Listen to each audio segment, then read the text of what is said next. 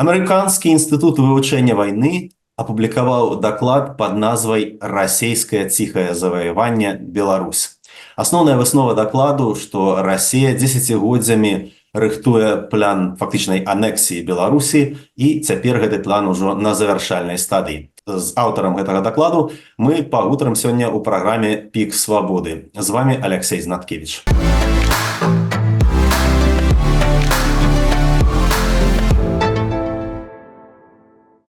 І наш гость сёння Джордж Берас, аналітык Амерыканскага інстытуту вывучэння вайны і якраз аўтар гэтага самага дакладу «Расейскае ціхае заваяванне Беларусь». Спадар Берас, вялікі дзякуй, што знайшлі час для размовы. Вялікі дзякуй, што запрасілі мяне, Алексей. У сваім дакладзе вы робіце выснову, што Расія дзесяцігоддзямі дамагалася фактычнай анексіі Беларусі. Паводле вашай ацэнкі, якія крокі для гэтай анексіі Расія яшчэ хоча зрабіць у найбліжэйшыя гады і ў якія тэрміны?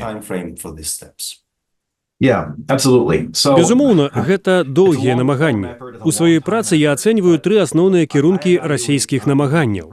Ёсць вайсковая, палітычная і эканамічная інтэграцыя. Вайсковая інтэграцыя практычна завершана. Я думаю, што расейцы хацелі б на сталай аснове размясціць баявыя падраздзяленні ў Беларусі.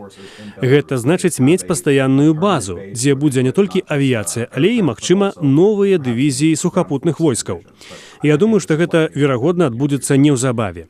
У сферы эканамічнай інтэграцыі Крэмль імкнецца працягваць распрацоўванне з Беларусю так званых саюзных праграмаў або саюзных дарожных мапаў, каб стварыць агульныя рынкі тавараў і сыравіны.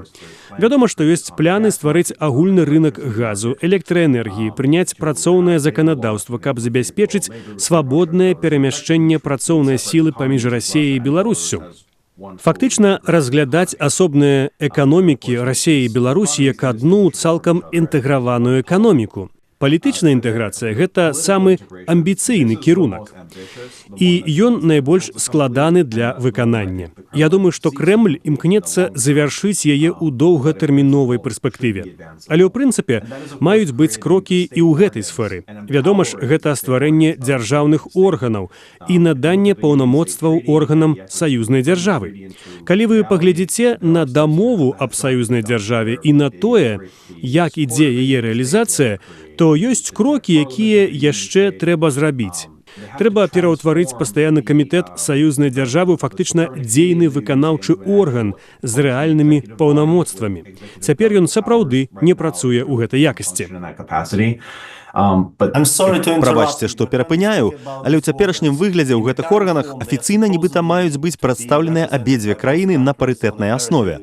Але тое, пра што вы кажаце, напэўна, нешта іншае. Органы, дзе Расія будзе мець поўны кантроль, так? Так, гэта дакладна. Я маю на ўвазе, што гэта будзе паводле савецкай мадэлі, дзе нацыі нібыта роўныя, але ўсім будзе кіраваць Масква. Вось гэты парламент, выканкам, усе яны тэарэтычна на паперы маюць аднолькавае прадстаўніцтва з беларускага боку і з расейскага. І гэта будзе як у савецкі час, калі тэхнічна некаторыя савецкія рэспублікі маюць прадстаўніцтва УААН, але фактычна не маюць поўнага суверэнітэту. Яны выконваюць інструкцыі з Масквы. Такім чынам, гэта свайго кшталту п'еса «Кабукі», дзе Беларусь на паперы будзе працягваць намінальна існаваць як суверэнная адзінка, але ў рэальнасці ёй будзе кіраваць і над ёй дамінаваць Масква. Вы пішаце, што вайсковая інтэграцыя амаль завершаная. Але пры гэтым беларускія войскі непасрэдна не ўдзельнічаюць у расійскай вайне ва ўкраіне. І вы пішаце пра розныя ўзроўні кантролю над беларускімі войскамі з боку расійскага камандавання. Калі адбудзецца вялікая рэгіянальная вайна, беларускія войскі маюць быць пад непасрэдным камандаваннем з Расіяй. Але ці бачыце вы, што такая цяперашняя структура, як рэгіянальная групоўка войскаў, прадугледжвае, што беларускія войскі ўжо знаходзяцца пад расійскім камандаваннем? Цяпер ужо так. Расейцы на працягу многіх гадоў практыкуюць сумеснае вучэнне, асабліва ў вучэннях захад, але таксама ў вучэннях шчыт Саюзу, падпарадковуючы беларускія ўзброеныя сілы. 6 беларускіх манеўраных брыгадаў заходняй вайсковай акрузе Расеі. Цяпер пасля нядаўняй рэформы, я так думаю, гэта будзе маскоўская вайсковая акруга. Яны ўжо адпрацавалі гэтыя мэханізмы кіравання. Беларуская сістэма супрацьпаветранай абароны была падпарадкаваная камандуючаму расейскай заходняй вайсковай акругі. І ў любой маштабнай абвешчанай вайне ці ў любой буйной ваеннай аперацыі тэарэтычна беларусы страцяць аператыўны кантроль над сваімі сіламі. У мірны час Менск намінальна захоўвае суверэнітэт на рашэнне прымяняць беларускія ўзброеныя сілы. І паводле маёй ацэнкі, Уладзімір Пуцін і Крэмль імкнуцца знішчыць гэты кантроль. Яны хочуць мець магчымасць кантраляваць беларускія сілы не толькі ў ваенны, але і ў мірны час.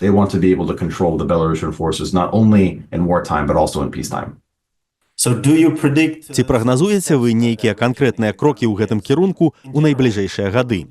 І ўвогуле, якімі вы бачыце наступныя магчымыя крокі ў вайсковай, палітычнай і эканамічнай анексіі Беларусі, якія Расія плануе на наступныя некалькі гадоў? Так, у военном плане, я думаю, Кремль хотел бы открыть новую, надзейную, постоянную войсковую базу в Беларуси. Відавочна, что есть радыёлакацыйныя станции, але акрамя гэтага и авиабазаў, расейцы хочуць наземныя сілы ў Беларусі. Таму я падазраю, што Крэмль паспрабуе стварыць у Беларусі базы і размясціць там некаторыя з новых дывізій, пра якія былы міністр абароны Сергей Шайгу абвясціў яшчэ ў студзені 2023 году. Я думаю, некаторыя з гэтых дывізій будуць базавацца ў Беларусі. Паводле саюзнага заканадаўства, тэарэтычна, юрыдычна, грамадзяне Беларусі і грамадзяне Расеі маюць аднолькавую прававую абарону, юрыдычную адказнасць і аднолькавае прадстаўніцтва паводле закону.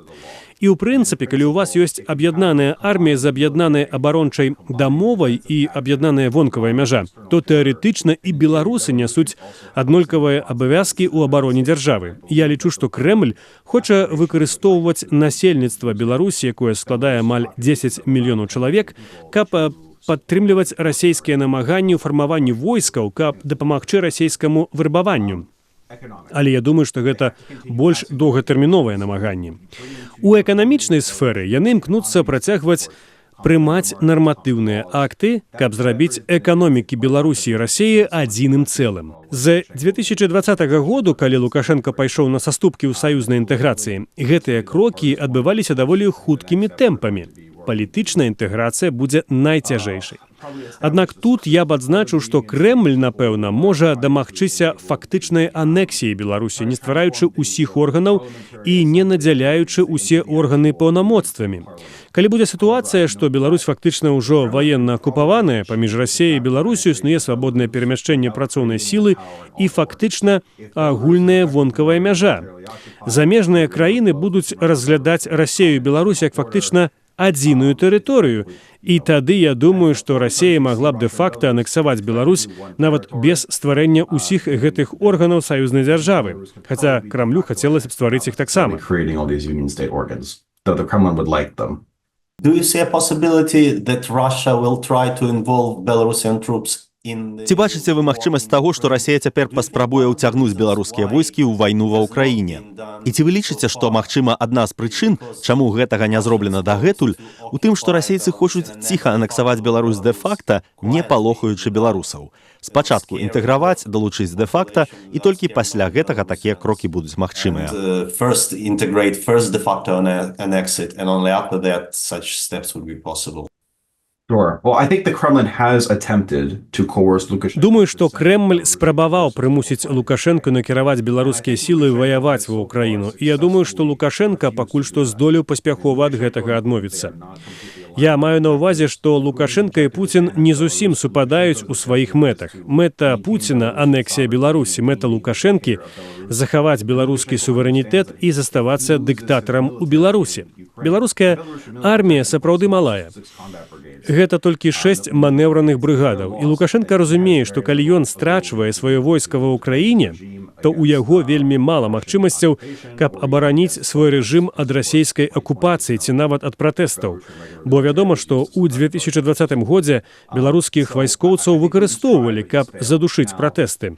Ці вырашыць цяпер Крэмль паспрабаваць выкарыстаць беларусаў ва ўкраіне? Я не думаю, што гэта моцна імаверна. Беларускі ўнёсак быў бы даволі сціплы, зусім невялікі. Там сапраўды не так шмат баявой моцы. І таму любая выгада, якую атрымае Расія, будзе нязначнай. Вы таксама закранулі цікавы момант, які тычыцца оптыкі, як гэта ўспрымаецца. Дзеянні Крамля ва ўкраіне і ў Беларусі гэта дзве розныя гісторыі, якія мы можам параўнаць. Мэты Крамля адносна Беларусі і Украіны аднолькавыя. Калі вярнуцца назад і паглядзець на сумна вядомае эсэ Пуціна 21 году пра гістарычную еднасць расейцаў і украінцаў, дык беларусаў ён увогуле залічвае ў склад трыадзінага рускага народу, не толькі украінцаў. Цяпер ён вырашыў пайсці на Украіну грубай сілай, захапіць тэрыторыю праз вялікую вайну. Гэта не было так эфектыўна, як ягоны падыход да Беларусі. Там быў больш далікатны, цярплівы падыход да гэтай інтэграцыі, падрыў знутры.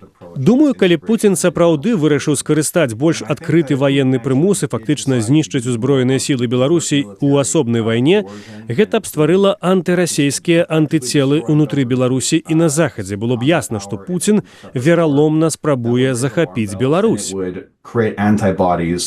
Anti-Russian antibodies within Belarus and within the West that would help us better recognize how Putin has been treacherously trying to seize Belarus. Do you see Lukashenko as somebody who has the political... Ці лічыце вы, што Лукашенка мае палітычную волю і рэсурсы, каб супрацьстаяць гэтай дэ-факта анексіі ў трох сферах – вайсковай, палітычнай і эканамічнай? Political and economic. He has the political will. Ён мае палітычную волю, але я сумняюся, што ён цяпер мае рэсурсы. У Лукашэнкі ў гэтай гульні на руках вельмі слабыя апошнія карты. І калі не адбудзецца нейкіх сур'ёзных зменаў цяперашняй траекторыі, я думаю, што Крэмль, хутчэй за ўсё, атрымае поспех у фактычнай анексіі Беларусі. Ёсць альтэрнатыўная версія развіцця падзеяў, некі іншы свет, у які, магчыма, Лукашенка мог бы звярнуцца да іншых саюзнікаў і партнераў, зрабіць большую лібералізацыю, больш застрахавацца ад Пуціна. Гэта магло б даць яму інструменты абароны ад саюзнай інтэграцыі. Але я думаю, што мы, у асноўным, будзем назіраць тое, што будзе больш-менш непазбежным.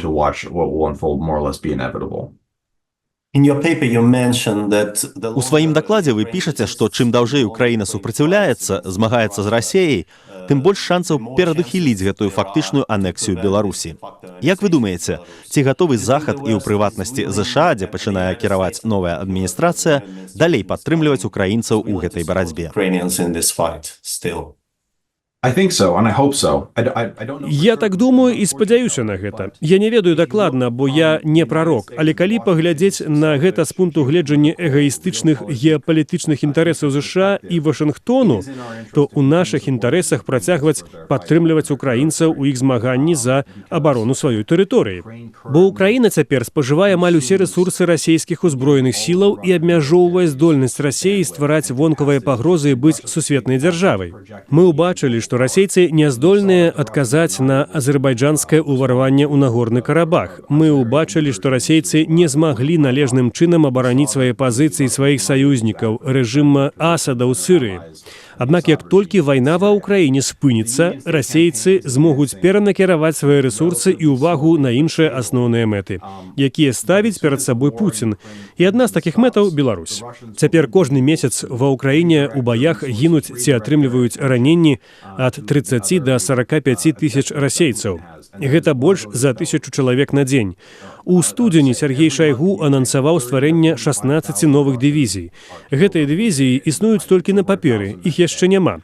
Але як толькі баі спыняцца, гэтыя дывізіі адносна хутка з'явяцца.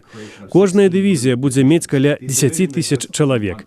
І пасля стварэння новых вайсковых акруг Маскоўскай і Ленінградскай, пасля стварэння большых рэсурсаў камандавання і кіравання, гэтыя дывізіі збіраюцца размясціць на захадзе Расіі і, я думаю, таксама у Беларусі. Думаю, што чым даўжэй украінцы будуць аслабляць глябальныя магчымасці Расіі, тым лепшыя шансы, хай яны і невялікія, будзе мець Беларусь, каб пазбегнуць захопу Масквой. the stronger chance, even if small, Belarus has of defeating and evading its capture by Moscow. If you are asked by the new administration... Што бы параілі, калі б новая адміністрацыя ЗША спыталася ў вас, якую варта весці палітыку ў дачыненні да Беларусі, і ці можна спыніць паглынанне Расіі? Моя парада – паспрабаваць наладзіць сувязі з Беларуссю. Я лічу, што мы справядліва ўвялі санкцыі супраць Беларусі і ізалявалі яе за падтрымку вайны ва ўкраіне, за злачынствы рэжыму супраць чалавечнасці, за рэпрэсіі супраць уласных грамадзян. Але варта разумець, што Крэмль скарыстаўся гэтым як зброяй. Ізалюючы рэжым, мы зрабілі іх больш уразлівымі для гэтага расійскага драпежніцтва. І адна з рэчаў, якія мы можам зрабіць, гэта звярнуцца да Беларусі і паспрабаваць даць выратавальны круг. Пра гэта трэба гаварыць, бо пра Беларусь ужо ніхто не гаворыць. А калі вы кажаце звярнуцца да Беларусі, вы маеце на ўвазе нейкія перамовы, магчыма, кулуарныя перамовы з рэжымам Лукашэнкі, так? Так. Паглядзіце галоўны інструмент уплыву, які Расія мае на Лукашэнку. Гэта эканамічны прымус. Таму што беларуская эканоміка моцна залежыць ад расійскіх энерганосьбітаў, якія субсідуюцца. Яшчэ ў 2020 годзе былі спробы паставіць у Беларусь амерыканскую і казахскую нафту, каб паспрабаваць кампенсаваць эканамічны ціск Расіі. Я думаю, што гэта было даволі разумна ў той час. Мы павінны пераасэнсаваць сітуацыю, мы павінны зноў размаўляць пра тое, як можна паменшыць рычагі ўплыву Расіі на Беларусь, каб Беларусь магла існаваць як суверэнная дзяржава. Я думаю, што трэба прызнаць і звярнуць увагу на тое, што Лукашенко пайшоў на велізарную колькасць саступак Маскве, пад прымусам, пад ціскам. І што калі Пуціну ўдасца анексаваць Беларусь, то не будзе мець значэння, што будзе з Лукашэнкам, ці з ягоным рэжымам, ці з ягонымі прыхільнікамі. Таму што больш не будзе суверэннай Беларусі, за якую можна змагацца.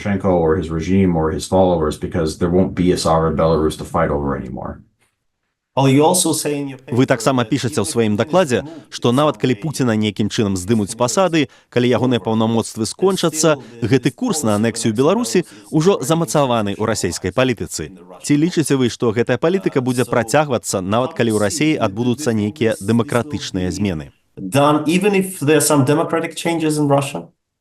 Я думаю, што дэмакратычныя перамены ў Расіі наўрад ці адбудуцца. Гэта падзея з нізкай імавернасцю і патэнцыйна вялікім уплывам. Але я лічу, гэта вельмі мала імаверным. Глядзіце, калі Пуцін памрэ, хто стане наступным кіраўніком Расійскай Федэрацыі? Гэта будзе нехта сілавікоў або нехта з блізкага атачэння ці ўраду Пуціна. І Пуцін стварыў геапалітычны светапогляд, які разглядае Расію як звышдзяржаву. Я лічу, што ўсе крамлёўскія ідэолагі і эканамічныя установы вучаць, што і Беларусь і Украіна павінны быць проста Расіяй. Гэта не выключна пуцінская ідэя. На гэтай канцэпцыі ён стварыў цэлую ідэалогію, геапалітычны гістарычны наратыў. І я думаю, што той, хто атрымае Крэмлю спадчыну, напэўна, захавае яго і ў будучыні. And I think that whoever inherits the Kremlin is likely to continue it into the future.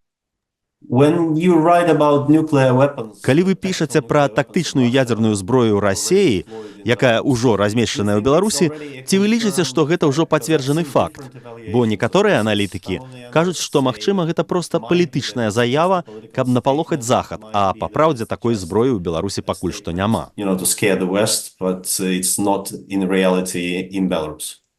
У мяне няма незалежнага пацверджання, якое дазваляе сказаць пра гэта канкрэтна.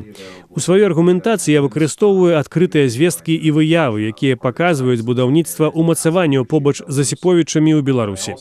Але я таксама выкарыстоўваю ацэнку, агучаную ў публічнай заяве супрацоўнікаў выведнага агенцтва Міністэрства абароны ЗША. Яны заявілі, што не маюць падставаў сумнявацца ў тым, што расейцы размясцілі ў Беларусі тактычную ядзерную зброю. Але, шчыра кажучы, я не лічу размяшчэнне такой зброі цікавым у сэнсе саміх па сабе ракетных сістэмаў. Усё, што расейцы могуць паразіць ядзернай зброяй з Беларусі, яны ўжо маглі б паражаць той зброяй, якую маюць у Калінінградскай вобласці ці на асноўнай тэрыторыі Расіі. Так што ў ваенным пляне гэта не настолькі цікава. Гэта цікава з прававога пункту гледжання, таму што раней у беларускай канстытуцыі было запісана, што Беларусь бяз'ядзерная дзяржава, і відавочна, што Беларусь змяніла сваю канстытуцыю, каб потым дазволіць гэтае разгортванне. Гэта вельмі важна. Калі расейцы могуць прымусіць беларусаў змяніць сваю канстытуцыю, каб дазволіць размяшчэнне зброі ці нешта падобнае, дык самае важнае не ў зброі. Важней тое, што яны падарвалі вашу канстытуцыю. They eroded your constitution. Лукашенко неаднаразова казаў, што калі будзе прынята гіпатэтычнае рашэнне скарыстаць ядзерную зброю, якая нібыта ўжо знаходзіцца на беларускай тэрыторыі, ён будзе ўдзельнічаць у прыняцці гэтага рашэння. І ён таксама спрабуе выставіць гэта як сваю ініцыятыву. Кажа, што змены ў Канстытуцыю былі ягонай ініцыятывай, і гэтая зброя яму патрэбная. Маўляў, Беларусі пагражае Захад.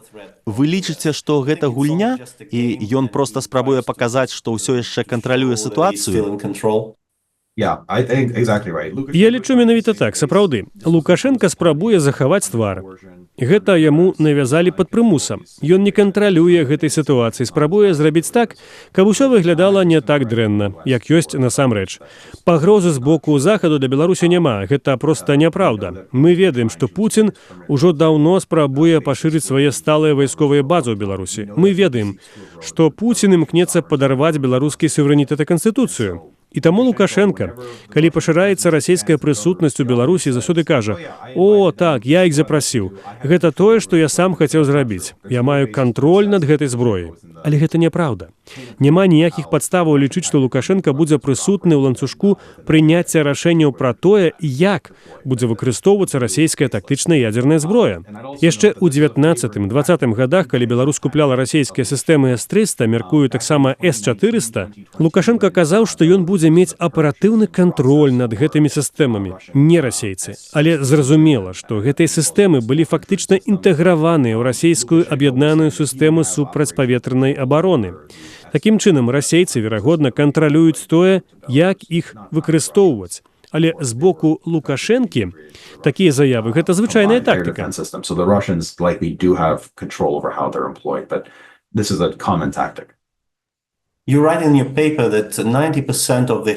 пішаце ў сваім дакладзе, што 90% вышэйшага камандавання ў беларускім войску або атрымалі адукацыю, альбо падвышалі кваліфікацыю ў расійскіх навучальных установах. Як бы вы ўвогуле ацанілі лаяльнасць беларускага войска ў выпадку магчымага канфлікту? Як вы лічыце, у іх галоўная лаяльнасць да Пуціна ці да Лукашэнкі?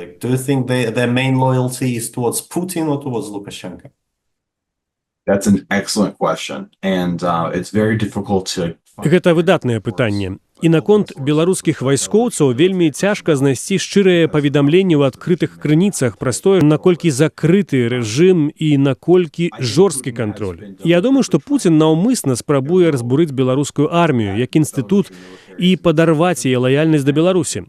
А таксама спрабуе індактрынаваць беларускі афіцэрскі корпус, каб яны бачылі ў расейцах сваіх саюзнікаў і братоў, якія змагаюцца за агульную справу.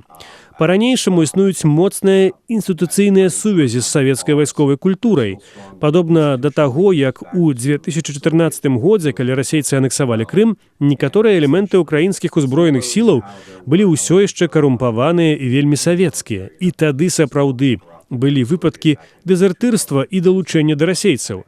Я сапраўды думаю, што ў сцэнары гібрыднай вайны або пры ўзмацненні анексійнага ціску Крэмль будзе спадзявацца, што немалая частка беларускага афіцэрства падтрымае расійскія дзеянні ў Беларусі. Гэта тычыцца і іншых ключавых сілавых структур Беларусі, Камітэту дзяржаўнай бяспекі, Міністэрству ўнутраных справаў. Ёсць шмат паведамленняў пра тое, што ў турме на Акрэсціна і ў іншых месцах у кабінетах ёсць партрэты двух лідараў – Лукашэнкі і Пуціна. Я думаю, гэта стварае блытаніну і двайную лаяльнасць.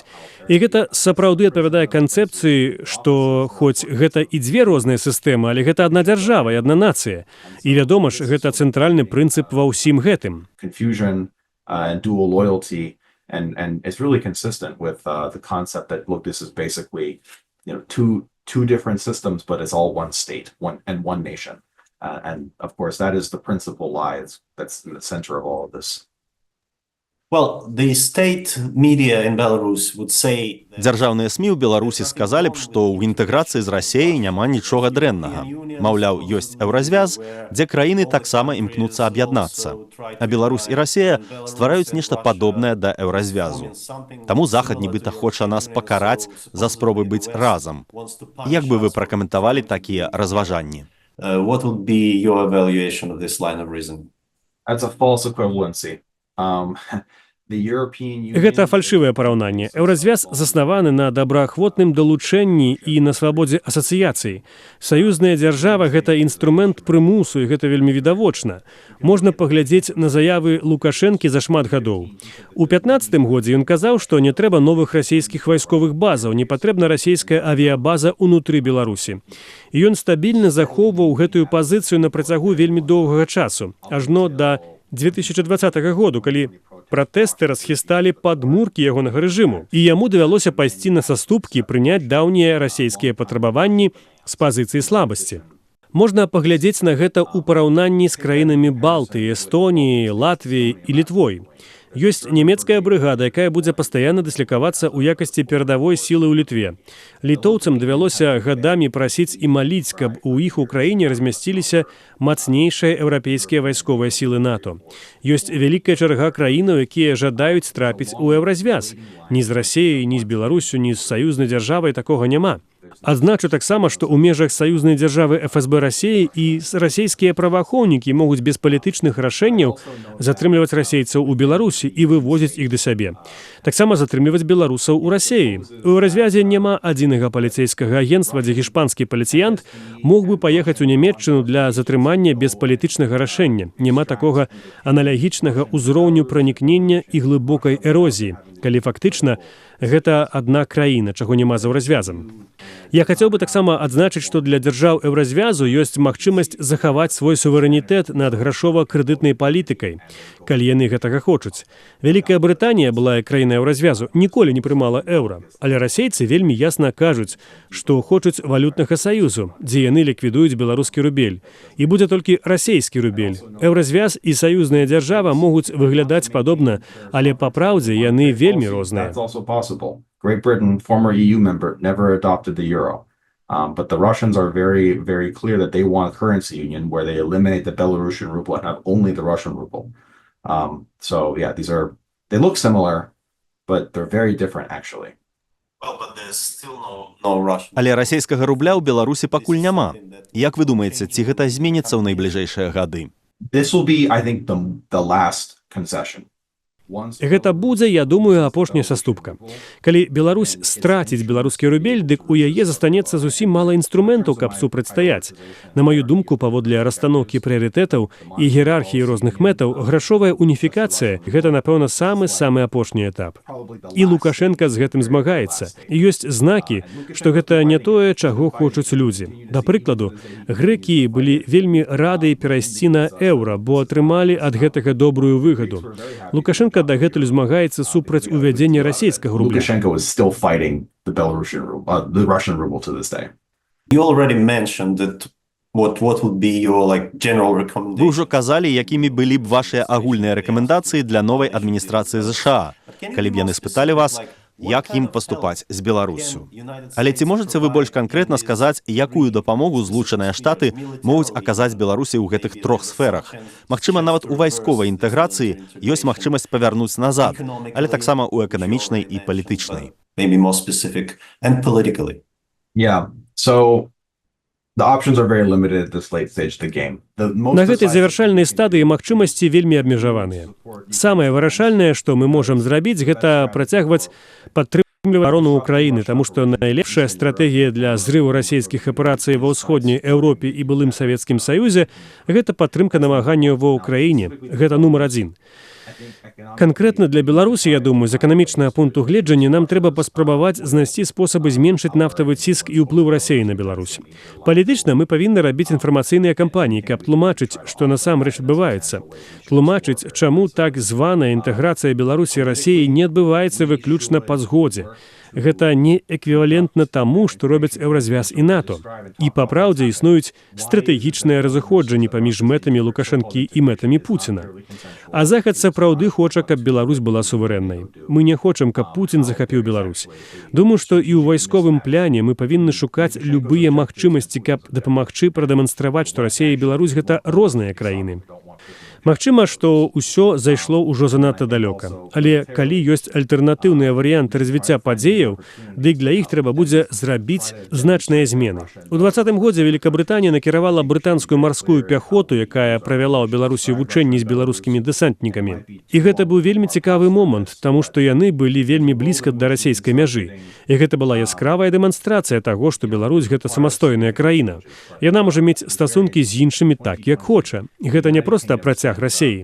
Я не бачу палітычнай магчымасці правесці такія сумесныя вучэнні ў вайсковай сферы цяпер, але трэба шукаць магчымасці паказаць, што Беларусь гэта не Расія, што гэта асобныя краіны.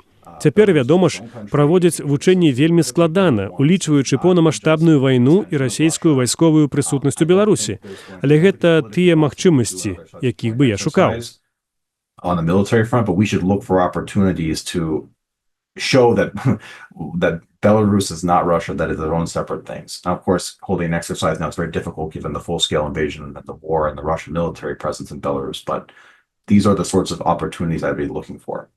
Well, I have to also ask you one more question, because... Я таксама мушу задаць вам яшчэ одно пытанне, бо ўсе гэтыя рэчы, пра якія вы казалі, адбываюцца ў кантэксце таго, што ў Беларусі вельмі рэпрэсіўны рэжым. Асабліва апошнія некалькі гадоў. Афіцыйна прызнаных палітвязнямі застаецца каля 1300 чалавек. Але, хутчэй за ўсё, іх значна больш, бо далёка не ўсе з іх вядомыя праваабаронцам. Ці вы лічыце, што тыя крокі, пра якія вы казалі, трэба рабіць без папярэдніх саступак з боку рэжыму Лукашэнкі? Гэта павінна быць прыярытэтам? Ці Захад і ЗША ў прыватнасці павінны патрабаваць вызвалення палітвязняў у абмен на падтрымку беларускага суверэнітэту? Demand release of political prisoners in exchange for support of Belarusian sovereignty. I think we should support Belarusian sovereignty in any event, given that we want Belarus is sovereign, it should be sovereign. Я лічу, што беларускі суверэнітэт трэба падтрымліваць у любым выпадку, бо Беларусь суверэнная краіна, яна павінна быць суверэннай. Я лічу, што было б вельмі добра, каб мы патрабавалі ад Лукашэнкі саступак і вызвалення палітвязняў, таму што тады нам будзе нашмат прасцей і больш адкрыта падтрымліваць Беларусь і дапамагаць. І гэта дало б Злучаным Штатам і Еўразвязу большую прастору для манеўру, каб мы маглі дапамагчы беларусам адасобіцца ад Масквы. І тут паўстае складанае пытанне. Вы хочаце жыць пры дыктатуры Лукашэнкі ці пры дыктатуры Крамля? Дыктатура ёсць дыктатура.